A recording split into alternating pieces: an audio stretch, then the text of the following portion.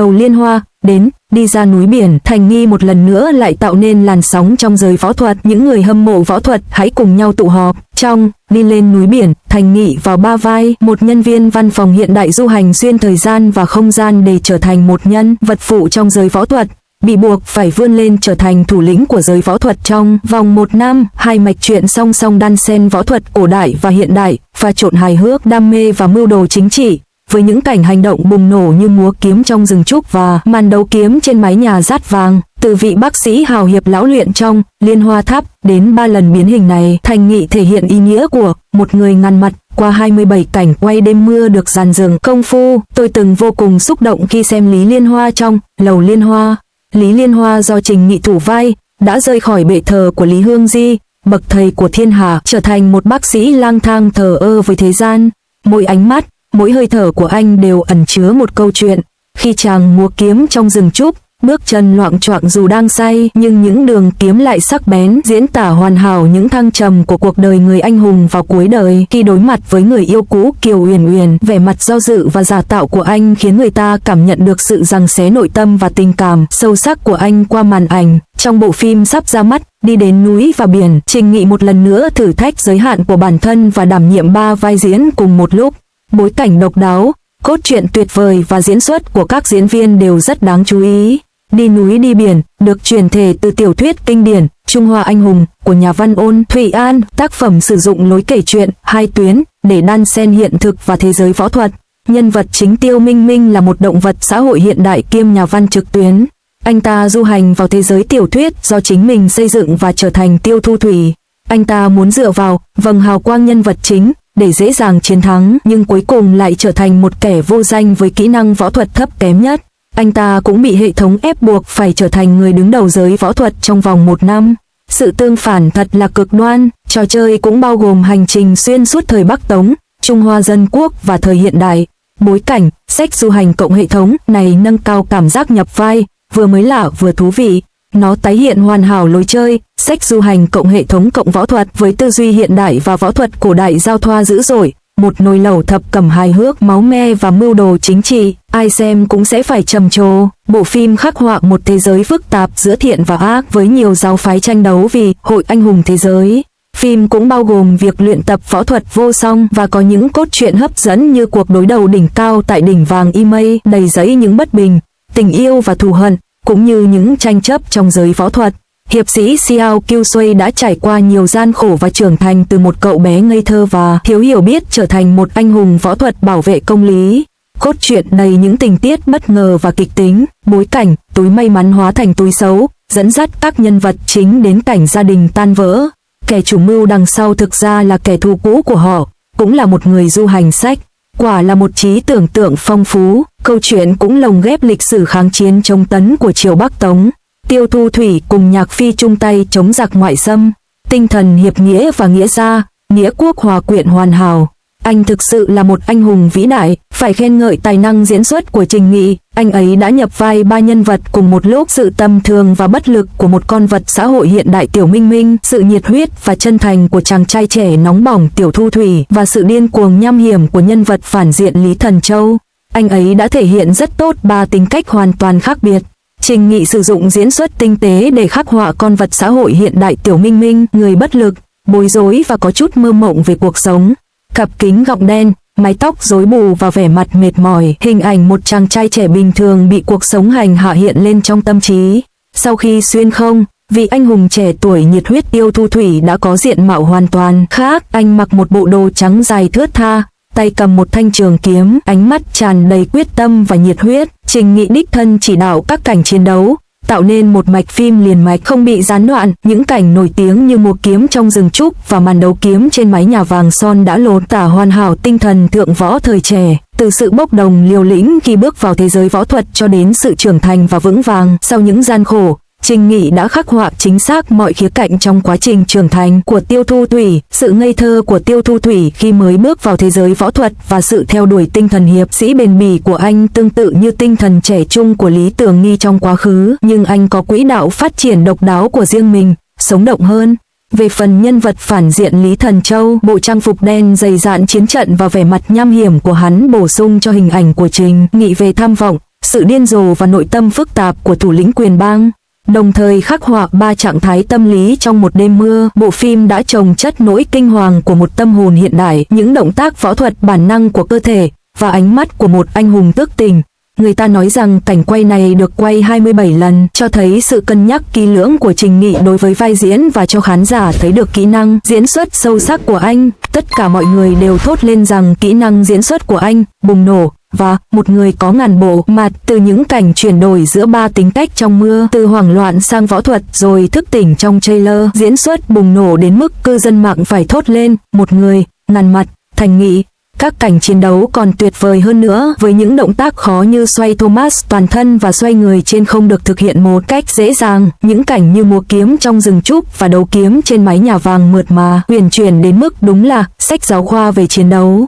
Kho phim truyền hình của Trình Nghị bùng nổ, 4 bộ phim sắp ra mắt khiến khán giả phải ghen tị. Diễn xuất chăm chỉ của nam diễn viên Hoành Điếm quả là một lĩnh vực của Sura. 4 bộ phim sắp tới của Trình Nghị đang tạo nên sự mong đợi lớn. Đi đến núi và biển, trong đó anh vào vai 3 nhân vật trong một vai diễn. Anh hùng, một câu chuyện tình lãng mạn lấy nước mắt với sự góp mặt của cả tài năng dân sự và quân sự. Hồng yêu tiểu hồ ly, một anh hùng truyện tranh tóc bạc. Và Trường An nhị thập tứ mưu, trong đó anh khóa cổ bằng một chiếc quạt và sở hữu trí thông minh đáng kinh ngạc. Khả năng diễn xuất của người mẫu Hoành Điếm này khiến khán giả hét lên, nhanh lên và đưa anh ấy lên. Kho phim truyền hình của Trình Nghị bùng nổ, 4 bộ phim sắp ra mắt khiến khán giả khóc thét vì ghen tị. Diễn xuất chăm chỉ của nam diễn viên Hoành Điếm là minh chứng cho tài năng của anh ấy. Mùa hè năm 2025, người hâm mộ Thành Nghị cùng nhau mắc phải một loại rối loạn lo âu mới, hội chứng chờ phim cũ. 4 bộ phim sắp ra mắt: Hành trình đến núi non trùng điệp, Khát vọng anh hùng, Hồng yêu tiểu hồ ly, Thế thân của vua và Trường An nhị thập tứ chiến lược. Trông giống như 4 bữa tiệc mãn hán, chỉ cần xem trailer và ảnh dò dỉ cũng đủ khiến người ta thèm thuồng. Youku, Tencent và Iki, 3 nền tảng lớn, dường như đang tham gia một trận chiến Thành Nghị, khiến khán giả cuồng nhiệt kêu gào, mang phim lên đi.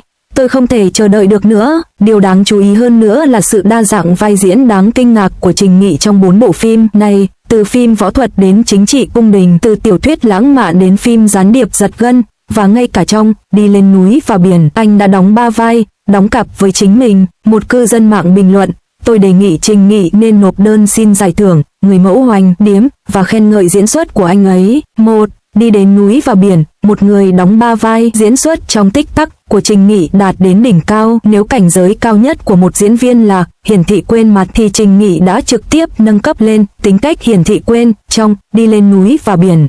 Bộ phim này được chuyển thể từ tiểu thuyết võ hiệp của Văn Thủy An, cho phép Trình Nghị vào vai 3 nhân vật có tính cách rất khác nhau: Tiêu Thu Thủy, Lý Sâm Châu và Tiêu Minh Minh. Tiêu Thu Thủy, một người du mục hào hiệp và nhân hậu, mang trong mình mối thù sâu sắc nhưng lại có trái tim trong sáng. Lý Thần Châu, một nhân vật phản diện nham hiểm và tàn ác, có thể khiến người ta lạnh sống lưng chỉ bằng một cái nhìn. Tiểu Minh Minh, một diễn viên hài du hành từ thời hiện đại và có khả năng bình luận và chỉ trích. Trong một bài đăng trên Reuters, cảnh quay của Trình Nghị với 3 diễn viên nam ngay lập tức trở thành tâm điểm chú ý. Anh Hoán đổi vai diễn một cách tự nhiên như hít thở trước ống kính, khiến cư dân mạng phải thốt lên: anh ta đang cố gắng cạnh tranh với chính mình để giành giải Oscar sao? Đạo diễn tiết lộ rằng Trình Nghị đã nghĩ ra những cử chỉ tinh tế để phân biệt các vai diễn của mình. Tiêu Tu Thủy nhẹ nhàng vuốt ve chuôi kiếm bằng ngón tay cái, Lý Thần Châu dùng đầu lưỡi xoa má, còn Tiêu Minh Minh thì gãi đầu cười khúc khích. Người hâm mộ châm biếm: Trình Nghị có đủ não không? Tôi đề nghị đoàn làm phim trả cho anh ta 3 đồng lương. 2. Anh hùng, Lục Vân, một người đàn ông có cả tài năng về dân sự và quân sự và bản song ca, học giả và hiệp sĩ của Trình Nghị. Nếu Đi đến núi non biển cả là thử nghiệm chớp nhoáng của Trình Nghị thì vai diễn Lục Vân trong Anh hùng lại thể hiện hoàn hảo sự đa năng của anh trong cả lĩnh vực dân sự lẫn quân sự. Được chuyển thể từ tiểu thuyết cùng tên của Tôn Tiêu, Lục Vân khắc họa vừa một thư sinh nghèo khó, gần như không nhấc nổi một con gà, vừa là một hiệp sĩ lừng danh, Trịnh Sĩ Kỳ. Trình Nghị đã giảm 7 kg cho vai diễn, tỉ mỉ luyện tập cả dáng khom lưng của một thư sinh lẫn kiếm pháp sắc bén của một hiệp sĩ. Những cảnh quay hậu trường về cảnh quỳ gối dưới mưa đã thu hút người hâm mộ. Thành Nghị đã quay phim liên tục 6 tiếng đồng hồ dưới bùn, đầu gối bầm tím, nhưng anh vẫn nhất quyết không dùng diễn viên đóng thế. Biên kịch khen ngợi anh ấy đã khắc họa thành công nhân vật nghèo mà kiêu của Lục Vân, trông như một vị tiên bị đày đọa trong bộ áo choàng rách nát, vậy mà anh vẫn có thể vung kiếm một cách huyền chuyển như một thanh kiếm danh tiếng ngay cả khi cầm dùi cui. Điều thú vị hơn nữa là câu chuyện tình bi thương của bộ phim với Cố Thiên Hy do Dương Triều Nguyệt thủ vai. Cảnh Thành Nghị xé nát một thanh kiếm gãy trong trailer đã được mệnh danh là hình ảnh đau lòng nhất năm 2025. 3. Hồng yêu tiểu hồ nữ Vương Tuyền. Vương Tuyền phu quý hai mặt, từ một đạo sĩ lạnh lùng trở thành nam chính vô cùng tình cảm. Trong bộ truyện tranh truyền thể Trung Quốc Hồng yêu tiểu hồ nữ, Trình Nghị đảm nhận hai vai Vương Tuyền phúc quý, một chiến binh đạo giáo giết quỷ không chớp mắt, nhưng lại mang trong mình tình cảm sâu sắc dành cho Thanh Đồng. Để hóa thân vào nhân vật ACG này, Trình Nghị lần đầu tiên thử nghiệm với mái tóc bạch kim. Hình ảnh anh mặc đồ trắng, tay cầm kiếm, được ca ngợi là một người đàn ông manga đích thực. Đạo diễn tiết lộ rằng Trình Nghị đã nghĩ ra hai kỹ thuật diễn xuất. Mắt anh ấy trũng sâu như con rối khi giết quỷ, nhưng ngay cả đầu ngón tay cũng run rẩy khi đối mặt với Thanh Đồng. Cảnh ấn tượng nhất là cảnh quay Thiên Tiễn xuyên tâm, nổi tiếng. Trình Nghị bị treo lơ lửng trên không trung 3 tiếng đồng hồ, và hiệu ứng hậu kỳ đã biến anh thành một con nhím người. Anh ấy cười và nói, diễn xuất nỗi đau khổ còn khó khăn hơn cả nỗi đau thể xác. Người hâm mộ than thở, tôi e rằng mình sẽ phải dùng đến 10 gói khăn giấy để xem bộ phim này. 4. Trường An nhị thập tứ kế, cuộc chiến gián điệp của Tạ Hoài An và sức hút thông minh của Trình Nghị. Trường An nhị thập tứ kế đánh dấu lần đầu tiên Trình Nghị dấn thân vào dòng phim tình báo. Anh vào vai Tạ Hoài An, một chủ nhà hàng lịch lãm nhưng thực chất là mật vụ của triều đình, dựa vào trí thông minh của mình để xoay sở toàn bộ vở kịch. Ekip đã công bố một đoạn video hậu trường ghi lại cảnh Trình Nghị đọc nhanh 3 trang thơ cổ điển Trung Hoa, và màn đọc thoại của anh khiến cư dân mạng kinh ngạc. Đây là máy ghi âm người sao? Càng kinh ngạc hơn nữa là những cảnh hành động. Vũ khí của Tạ Hoài An là một chiếc quạt gấp, và Trình Nghị đặc biệt học kỹ thuật quạt từ một bậc thầy. Cảnh anh khóa cổ bằng lưỡi quạt mượt mà đến nỗi nhà sản xuất đã nói đùa. Sau khi quay xong, Trình Nghị có thể đi thẳng đến kỳ thi mật vụ. Nỗi lo lắng về hàng tồn kho của Trình Nghị và nỗi lo lắng về hạnh phúc của khán giả. 4 bộ phim truyền hình, 4 vai diễn cực đỉnh. Diễn xuất kịch tính của Trình Nghị đã chứng minh anh không chỉ là anh hùng trong phim thần tượng cổ trang, mà còn là một diễn viên đa tài. Trong khi khán giả kêu gào, lựa chọn khó khăn, họ khiêm tốn yêu cầu nền tảng mỗi ngày phát sóng một bộ phim được không? Tôi sẽ đăng ký 3 thành viên, được không? Bản thân Trình Nghị đã nói đùa trong một cuộc phỏng vấn. Tôi hy vọng mọi người đừng nghĩ tôi chỉ đang vuốt màn hình. Một câu nói trắng trợn đến mức khiến các đồng nghiệp của anh phải nghiến răng. Suy cho cùng, ngoài Trình Nghị ra, còn ai có thể khiến mọi người bị cuốn hút chỉ bằng việc xem trailer? Hãy theo dõi Entertainment Active Star để tạm biệt tình trạng khan hiếm phim truyền hình và khám phá thêm nhiều thông tin về phim ảnh và truyền hình. Rời xa dư âm của tháp liên hoa, tiếng kèn của đi đến núi và biển sắp vang lên. Thành Nghi sẽ một lần nữa đưa chúng ta vào thế giới giang hồ đầy hào hiệp và đam mê. Cùng nhau tham gia cuộc hẹn võ thuật này để xem anh ấy tiếp tục truyền thuyết của mình như thế nào.